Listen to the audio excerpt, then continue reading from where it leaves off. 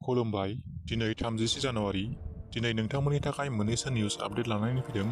दिनैनि गिबि खौराङाव दङ आसाम पुलिसनि मोनसे जाफुंसारनाय फेग्रा मुवा बाहायनायनिफ्राय आसामनि सुबुंफोरखौ आसाम सरकार आरो गुबुन गुबुन हारिनि माहारियारि आफादफोरा गोजानाव थाहोनो थाखाय गोख्रों सोमावसारनाय आरो खाबु लानानै हमबोनाय जाबोदोंमोन। बे समावनो फिन खनसेबाव आसाम पुलिसनि गोख्रों सिग्रोमनायाव 1.531 किल'ग्राम ड्राग्सफोरखौ हमनो हादों। मिथिनो मोननाय बायदिब्ला काछार जिल्लानि पुलिसआ लखनाथपुर पार्क मोनसे फेग्रा मुवा लांलाय लाबोलाय सोमोन्दोनि मोनसे अपारेशन सोलिबाय थादोंमोन। बे समावनो काछार पुलिसआ सानै सन्देह गोनां सुबुंखौ फेग्रा मुवाजों लोगोसे हमो होनना मिथिनो मोनो। नैथि खौराङाव दङ सनितपुर आरो बिश्वनाथ जिल्लानि बर' गामिफोरखौ BTR आव सोसननो थाखाय 100% खामानि मावगासिनो दङ। बे खोथाखौ बुंथिदों एबसु बर' फरायसा आफादनि आफादगिरि दिपेन बर'आ। प्रसासन आरो सरकारा बर' हारिनि जेंना सुस्रांनो थाखाय गोसो होदों। दुलाराय बर' फरायसा आफादनि सरकारखौ नारसिननायाव बे हालामनि रायजो राजाफोरा मोननांगौ गासै मोनथायखौ लासै लासै मोनगासिनो दं होनना बिथाङा बुंथिबावदों। जों मिथिनो हायोदि BTR गोजोन गोरोबथानि दफा बायदियै बर' गामिफोरा सोसन जानायनि माखासे एग्रिमेन्ट दंमोन।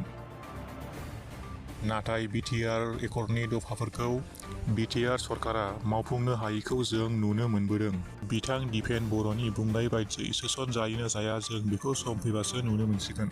थामथि खौराङाव दङ मेकआप बाहायनायखौ लानानै गावनि फिसायजों सोमोन्दो एंगारबाय। जाथाया उत्तर प्रदेशनि आग्रायाव जादों। मिथिनो मोननाय बायदिब्ला आइजोनि मेकआपखौ बिखुनजोआ बाहायदोंमोन।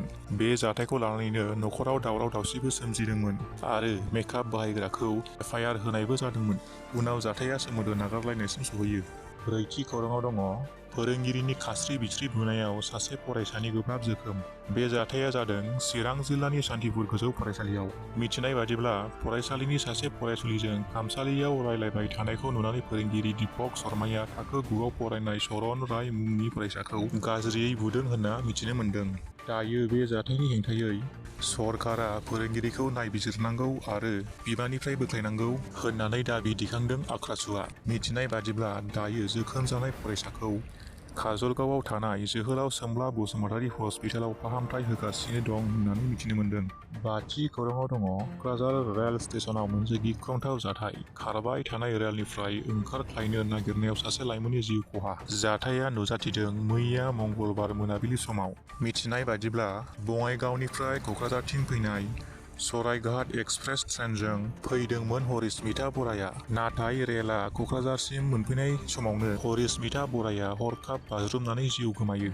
रेलआ क'क्राझाराव लाखिखागौमोनब्लाबो सिख्लाया हरखाब बाज्रुमदों होनना रेल बिफाननिफ्राय मिथिहोदों। मिथिनाय बादिब्ला जिउ गोमानाय लाइमोनखौ क'क्राझार मेडिकेल कलेजाव नार्स महरै खामानि मावगासिनो दंमोन होनना खौरां मोन्दों। दिनैनि खौराङा एसेनोसै। गोजोन्थों।